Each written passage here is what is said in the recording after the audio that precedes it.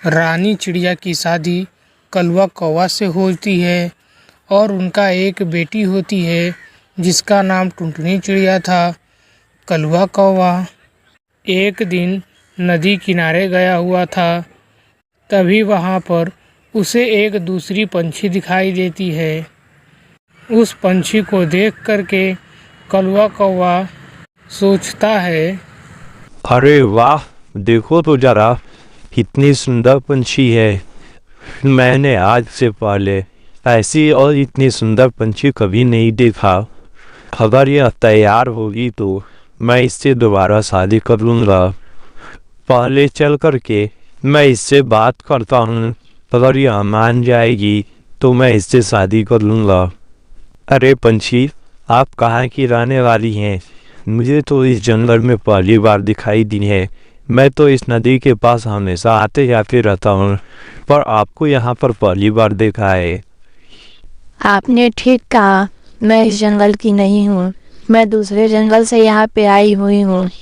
वो क्या है कि मेरी माँ की तबीयत बहुत ख़राब रहती है और मेरे पिताजी नहीं है। मेरी माँ को यह चिंता है कि मुझे कोई अच्छा लड़का मिल जाए जिससे उसकी शादी हो जाए। मैं इसीलिए इस जंगल में आई हूँ, पर मुझे यहाँ अभी तक ऐसा कोई नहीं दिखा। अरे, आप कैसी बातें कर रही हैं? ये समझ लीजिए कि आपका काम बस हो गया, बाकी सब मुझ पे छोड़ दीजिए। मैं आपको इतनी तकलीफ़ में नहीं देख सकता। मैं सोच रहा हूँ कि मैं तुमसे शादी कर लूँ, और मैं अभी तक शादीशुदा नहीं हूँ। अरे वाह, मुझे लगता है कि मेरी तलाश यहाँ पे ख़त्म हो गई। मुझे एक अच्छा लड़का मिल गया जो अभी शादीशुदा भी नहीं है और मुझे देख करके पहली नज़र में ही पसंद भी कर लिया। पर मैं इतनी जल्दी शादी के लिए राज़ी नहीं हूँ। मैं चाहती हूँ कि पहले कुछ दिन हम लोग एक साथ रहें और एक दूसरे को अच्छे से जान समझ लें, उसके बाद शादी करेंगे। इस तरह कलवा कौवा छुप छुप करके उससे मिलने लगता है। कुछ दिन बीत जाते हैं। एक दिन वह पंछी बोलती है, अरे, हम लोग कब तक ऐसे ही छुप छुप कर मिलेंगे? मैं क्या कहती हूँ, हम लोगों को मिलते हुए बहुत दिन हो गए हैं। चलो अब हम लोग शादी कर लेते हैं। कलवा कौवा तो बेचैन था ही शादी के लिए। वह फौरन हाँ कर देता है और उन दोनों की शादी हो जाती है। कलवा कौवा अपनी बीवी बुलबुल चिड़िया से उसको बचाकर उसे दूसरे घर में रखता है। और तो और बुलबुल चिड़िया के घर पे आना जाना भी कम कर देता है। वह सारा दिन उसी के घर पड़े रहता। अरे टुनटुनी चिड़िया, तुम्हें पता है तुम्हारे पिताजी कहाँ रह रहे हैं?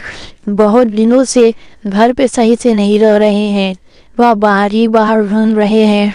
कभी कभी घर पे आते हैं और फिर तुरंत वापस चले जाते हैं।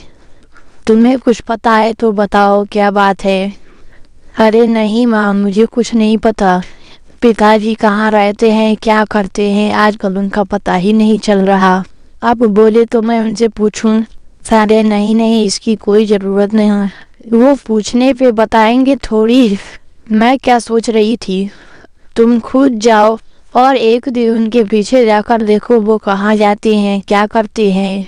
इस तरह टुनटुनी चिड़िया कलवा कौवा का पीछा करने लगती है और उसे दूसरे पंछी के साथ देख लेती है। तभी कलवा कौवा भी उसे देख लेता है और तुरंत उसे पकड़ करके एक दूसरे जगह पे बंद कर देता है। अरे पिताजी, आपने दूसरी शादी कर ली और मुझे इस तरह क्यों बंद कर दिया है? मुझे छोड़िए, मुझे जा करके माँ को सारी बातें बतानी है। इसीलिए तो तुम्हें बांध करके रखा है। मैंने दूसरी शादी की है, ये बात तुम्हें पता चल गई है। तुम जाकर के माँ को बता दोगी और माँ जाकर के राजा पंछी को बता देंगे और वह मुझे जंगल से निकाल देंगे। मैं नहीं चाहता कि मैं जंगल से निकलूं, इसलिए तुम्हें यहाँ पे पकड़ के बंद कर दिया है मैंने। कलवा कौवा की दूसरी पत्नी उससे बोलती है, सुनो कलवा कौवा, मुझे कुछ पैसों की ज़रूरत है। मैंने तुमको बताया था कि मेरी माँ की तबीयत ख़राब रह रही है। अब उनकी तबीयत और ज़्यादा बिगड़ गई है। मुझे कुछ पैसे चाहिए। तुम मुझे कुछ पैसे ला कर के दो, मैं जाती हूँ अपने घर पे और अपनी माँ का इलाज करके वापस आती हूँ। अरे हाँ हाँ, क्यों नहीं, मैं अभी जाता हूँ और बुलबुल चिड़िया के सारे पैसे मैं तुम्हें ला कर के देता हूँ। वैसे भी उसके पास ऐसे ही पड़े हुए हैं, उस पैसों का उसको कोई काम भी नहीं है। बुलबुल चिड़िया, मुझे कुछ पैसों की ज़रूरत है, तुम मुझे कुछ पैसे ला कर के दो, मैं एक बहुत बड़ी मुसीबत में फंस गया हूँ। क्या परेशानी है यह मैं तुम्हें नहीं बता सकता, तुम मुझे बस सारे पैसे ला कर के दो। इस तरह बुलबुल चिड़िया को बेवकूफ़ बना के कलवा कौवा उसके सारे पैसे ले लेता है और ले जाकर के अपनी नई पत्नी को दे देता है। इधर दूसरी तरफ टुनटुनी चिड़िया जाल में फंसी हुई रहती है, पर जाल थोड़ा कमज़ोर होता है और बुलबुली चिड़िया वहाँ से निकल जाती है और निकल कर के तुरंत अपनी माँ के पास जाती है और उसे जा कर के सारी बात बताती है। कलवा कौवा अभी कुछ देर पहले यहाँ पे आए थे और मुझसे बहुत सारे पैसे लेकर के गए हैं, वह ज़रूर अपनी नई पत्नी को देंगे। मैं जाती हूँ और तुरंत जाके जंगल के महाराज जटायु से सारी बातें बताती हूँ, वहीं कलवा कौवा की खबर लेंगे। इधर कलवा कौवा की नई पत्नी केवल पैसे के लिए कलवा कौवा से शादी की हुई रहती है और वह पैसे पाते ही वह जंगल छोड़ करके हमेशा के लिए चली जाती है। कलवा कौवा बेचारा अकेला रह जाता है। तभी जंगल के महाराज कलवा कौवा के पास आते हैं और बोलते हैं, ये सब क्या सुन रहा हूँ कलवा कौवा, तुम्हारी एक बीवी रहते हुए भी तुमने दूसरी शादी की, वो भी बिना बताए, यह बिल्कुल गलत बात है। मैं तुम्हें बुलबुल चिड़िया को धोखा देने के जुर्म में मैं तुम्हें मार भी सकता हूँ, पर मैं तुम्हें मार नहीं रहा हूँ। तुम यह जंगल छोड़ करके हमेशा के लिए चले जाओ और कभी वापस मत आना, और टुनटुनी चिड़िया और बुलबुली चिड़िया की देख रेख आगे से जंगल के महाराज यानी मैं करूँगा। वैसे तुम्हारी नई पत्नी है कहाँ, तुम चाहो तो उसे भी जंगल से अपने साथ लेके जा सकते हो। उसे क्या साथ ले जाना महाराज, जो पहले से ही चली गई है। मुझे बाद में पता चला कि वह एक ठग है और मुझसे शादी की ताकि वह मेरे सारे पैसे ले सके। उसने अपनी माँ की बीमारी का बहाना बना करके मुझसे सारे पैसे ले लिए और यह जंगल छोड़ करके चली गई, वो भी मुझे बिना बताए। मैं उसके माँ के घर गया था, वहाँ पर भी कोई नहीं है।